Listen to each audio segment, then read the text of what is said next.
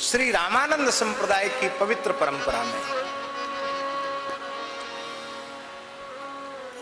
जगत गुरु श्री रामानंदाचार्य भगवान के शिष्य श्री स्वामी अनंतानंदाचार्य जी, अनंतानंदाचार्य जी के शिष्य श्री कृष्णदास पयहारी जी महाराज, श्री पयहारी जी के शिष्य श्री स्वामी भगवान दास जी महाराज, भगवान जी पंजाब द्वाराचार्य हुए। उनके शिष्य हुए श्री नारायण दास जी। गुरु शिष्य ऐसे हुए कि नारायण दास जी ने अपने गुरुदेव श्री भगवान दास जी के चित्त से अपने चित्त को ऐसा मिला दिया कि गुरु चेला का अलग अलग नाम नहीं चला, एक साथ नाम चला, श्री स्वामी भगवान नारायण जी महाराज। और उनका प्राचीन ऐतिहासिक चित्र भी ऐसा ही है, एक प्राण दो देह जैसा। गुरु और शिष्य का शरीर एक है, भेद जनाने के लिए तो बस दो मुंह अलग अलग बने हुए हैं, बस बाकी सब चार भुजाएं, दो शिष्य की दो गुरु के एक ही स्वरूप में और दो मुख। महाराज जी नामामृत की बात बता रहे हैं, अपने द्वाराचार्य गद्दी में पिंडोरी धाम की बात बता रहे हैं। ऐसे गुरुनिष्ठ थे नारायण जी महाराज, नारायण दास जी महाराज। गुरु जी ने कहा कि तमाम दीन दुखी तुम्हारे पास आते हैं मनोती लेकर के और परेशान करते, भीड़ लगी रहती है, सबकी इच्छाएं कामनाएं पूर्ण हो जाती है। बहुत चमत्कार होते थे उनके जीवन में। तो गुरुजी ने कहा ये ठीक नहीं है, भजन में बाधा के चमत्कार वो दिखाते नहीं थे, भगवान के नाम की महिमा से हो जाता था। तो उन्होंने कहे नारायण दास जी, हाँ गुरुदेव, बोले अब केवल और केवल राम नाम का अमृत पान करो और पूर्ण अंतर्मुख हो जाओ, पूर्ण काष्ठ मौन हो जाओ, केवल राम नाम का मानसिक जप करो, बस अंतर्मुख हो जाओ। न किसी की ओर देखना, न किसी से बोलना, न किसी की सुनना, न किसी से कहना, जड़वत हो जाओ, भजन में लग जाओ। ये नहीं कहा उन्होंने कि गुरुजी आप ऐसा कह रहे हैं तो हम भूख लगेगी तो भोजन का इशारा नहीं करेंगे तो कैसे हो, कुछ नहीं। गुरुजी ने जो कहा ज्यों का त्यों मान लिया, हो गए वैसे ही हो गए, तत्काल हो गए वैसे ही, जड़वत हो गए। गुरुजी तो सिद्ध थे, वो अंतर्धान हो गए, चले गए आगे, और ये अब बैठकर पिंडोरी जहां वहां भजन करने लगे। जहांगीर बादशाह लाव लश्कर के सहित वहां से निकला, देखा कोई महात्मा बैठा है, हिंदू फकीर बैठा, राम भजन कर रहा है। तब बोले ये कोई जासूस हो सकता है, पूछो इसको कौन है, कहाँ का है, कैसा है, क्या है।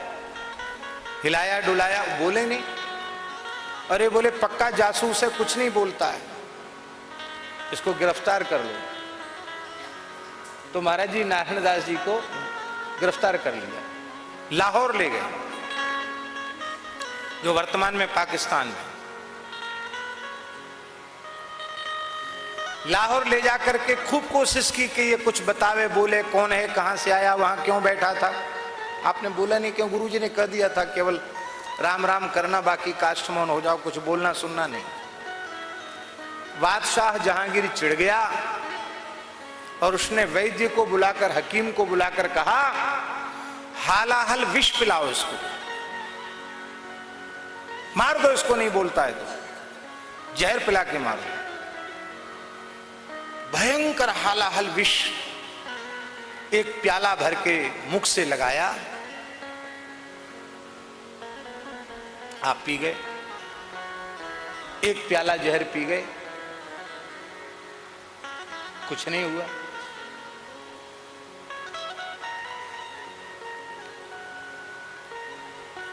बादशाह की त्रोड़ी चिड़ी, और पिलाओ, फिर पिलाया।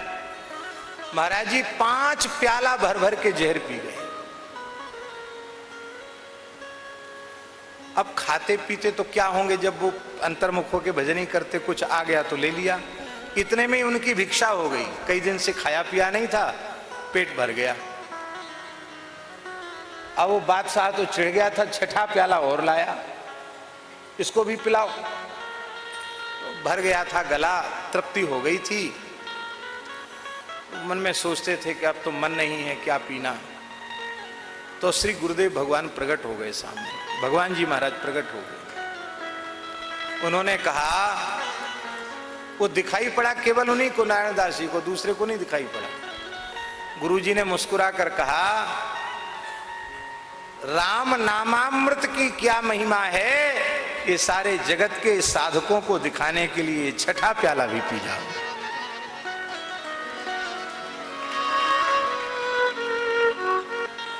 महाराज जी वो छठा प्याला भी पी गए। बादशाह का माथा ठनका। बोले, ये अब बात समझ में आई। ये पिलाने वाला जो वैद्य है ना, वो हिंदू है। हमने कहा जहर पिलाओ, बढ़िया शरबत बना के लाया होगा। तो शरबत तो क्या 6 की जगह 10 पी जाए कोई प्याला, शरबत पिला रहा होगा ये। उसने कहा, हकीम मेरे साथ गुस्ताखी, मैंने जहर पिलाने को बोला था कि शरबत। बोले, हजूर शरबत नहीं, हालाहाल जहर। मैं बिल्कुल नहीं मानता। कैसा विष, 6 प्याला पी गया, कुछ नहीं बिगड़ा इसका। हमको संदेह है नकली जहर। हजूर किसी पर प्रयोग करो, तुम ही करो किसी पर प्रयोग। बहुत नामी गामी हाथी था जहांगीर का, झूम रहा था। उस प्याले की एक बूंद उसकी सूंड पर छिड़क दी गई, तत्काल हाथी मर गया। एक बूंद से हाथी मर गया जहर की। छटपटा कर प्राण त्याग दिए और 6 प्याला पी गए। कांप गया बादशाह। बोले, कोई बड़ा फकीर है, हिंदू फकीर है, छोड़ दो, जाने दो इसको। आप सहज भाव से विचरते हुए पुनः पिंडोरी धाम जहां है वहां आगे भजन करने लगे। गुरु जी आए, प्रकट हुए, हृदय से लगाया। हरिनाम की महिमा को तुमने प्रत्यक्ष करके दिखाया। बेटा, मेरी इच्छा है कि अब तुम आसन पर विराजो, सब जीवों का हित करो, मेरी गद्दी को स्वीकार करो।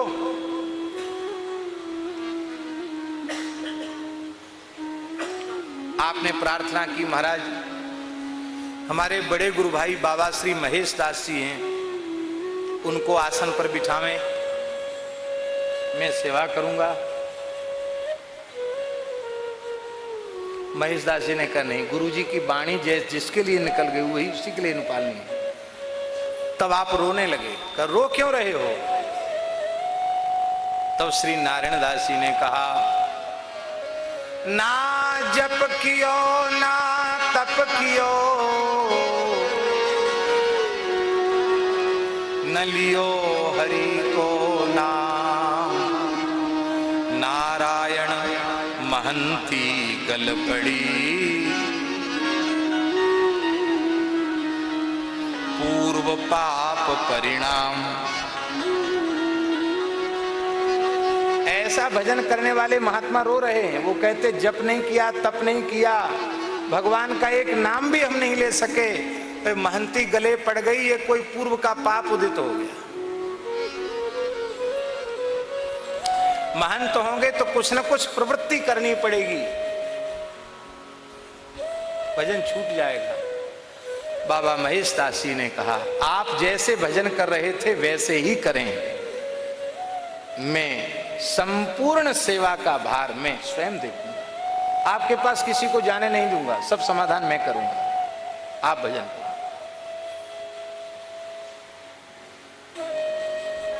फिर जहांगीर आया, उसके मन में बार बार आता था कि अरे कैसा विचित्र फकीर, 6 प्याला जहर पी गया। बहुत शोध किया उसने कि ऐसे कैसे पचा गया जहर।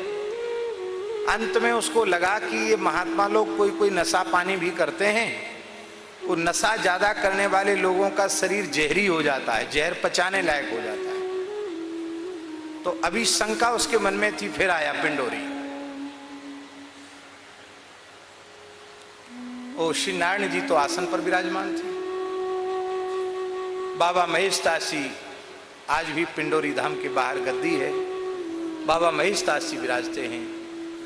बाबा ने कहा था कि गद्दी पर तुम्हारा दर्शन करके ही लोग मेरा दर्शन करने आए। वैसा ही होता आज भी, कोई भी अर्जी वहीं लगाई जाती बाबा महेशदास जी की गद्दी पर। आज भी जो आचार्य पीठ पर जो महानुभाव विराजते हैं, कोई समस्या आती है तो अर्जी बाबा महेशदास जी की गद्दी पर लगाई जाती है। उन्होंने ठेका लिया हुआ है आज भी। तो जहांगीर वहां आया,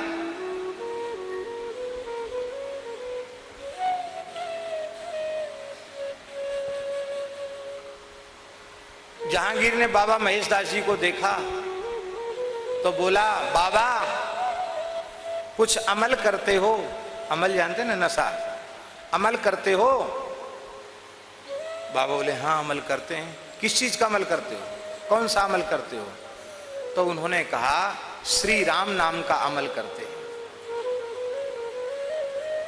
इससे पक्की बात हो गई कि सच्चे साधु राम नाम का ही अमल करते हैं और कोई अमल नहीं करते, राम नाम का अमल करते हैं।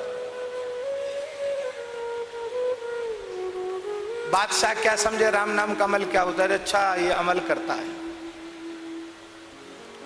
तो आज का तुम्हारा अमल पूरा हुआ? बोले हमारा तो हुआ, पूरा नहीं हुआ। वो समझ गए कि चमत्कार देखना चाहता है, ऐसे पिंड छोड़ेगा नहीं। तो उन्होंने कहा, हमारा अमल तो पूरा हुआ नहीं हुआ, इसकी परवाह छोड़ दो। ये हमारे यहाँ कुतिया एक रहती है, इस कुतिया का अमल पूरा नहीं हुआ है। वो कुतिया वहां पड़ी रहती थी और बाबा जी को जो प्रसाद आता था रोटी भिक्षा में, तो आप पाने के बाद जो बचता था वो उस कुतिया को डाल देते थे। वो कुतिया भी उनके ऐसी भक्ता थी कि वो इनके प्रसाद को छोड़कर कुछ भी नहीं खाती थी। ये एक बार जो खाकर दे दें वही खाती थी, और चाहे जितनी बढ़िया चीज हो मुंह नहीं लगाती, देखती नहीं थी। वो इन्हीं का धरामृत प्रसाद, उच्छिष्ट प्रसाद लेती थी। तो बोले ये कुतिया है, इस बिचारी का अमल नहीं हुआ, क्या अमल करेगी? बोले अफीम। अफीम? अच्छा अफीम। तो सैनिकों को अफीम खिलाई जाती थी उस जमाने में। तो पेटी थी अफीम की, बहुत अच्छी क्वालिटी की अफीम। बादशाह चिढ़ गया, ए वजीर संदूक खोलो और इसको भरपेट अफीम खिला दो। कुतिया कहीं भरपेट अफीम खा सकती है? पर कुतिया कुई कुई करने लगी, पूछ हिलाने लगी। बाबा का संकेत समझ गई कि बाबा आदेश कर रहे हैं कि कुछ लीला दिखाओ। लीला दिखाना शुरू किया कुतिया ने। 1.25 मन अफीम खा गई।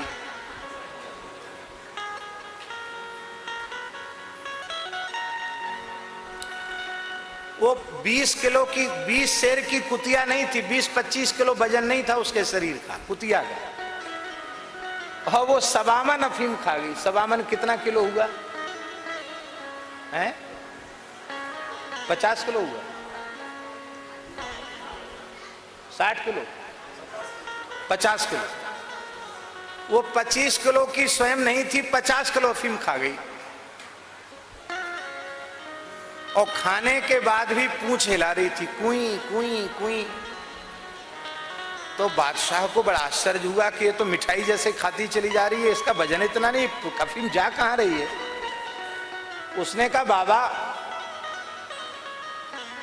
पूज्य महाराज जी आए हैं, वो कुर्सी महाराज जी के लिए हम निवेदन कर रहे थे कि बादशाह घबरा गया, उसका संदूक खाली हो गया। उसने पूछा, बाबा इसका अमल पूरा नहीं हुआ? बाबा बोले कि पूंछ हिलाना बंद कर दे और कुई कुई करना बंद कर दे तो समझ लो अमल पूरा हो गया। अभी जब तक पूछ हिला रही है, मांग रही है खाने को, तब तक कहां मल पूरा हुआ। तो उसने पूछा और कितना खाएगी? बाबा बोले तुझे खा जाएगी, तेरी बादशाहियत को खा जाएगी। ये सिद्धों की कुतिया है। बस सोई नशा ठंडा हो गया, अपना ताज उतार करके उसने बाबा के चरणों में रख दिया। बाबा आपकी फकीरी के आगे हमारी, उसने कहा मैं आपकी फकीरी के आगे मेरी बादशाहियत धूल है,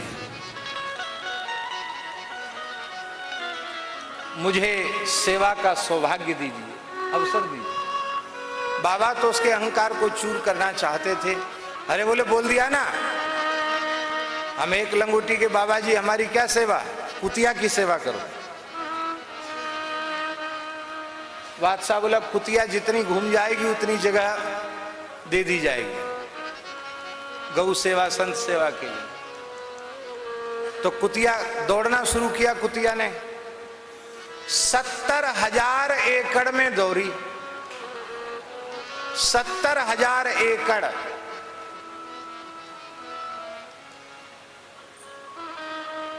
सब कुतिया को दे दिया गया। तो भगवान की कथा ही है, सच्चा अमृत भगवान का नाम ही है।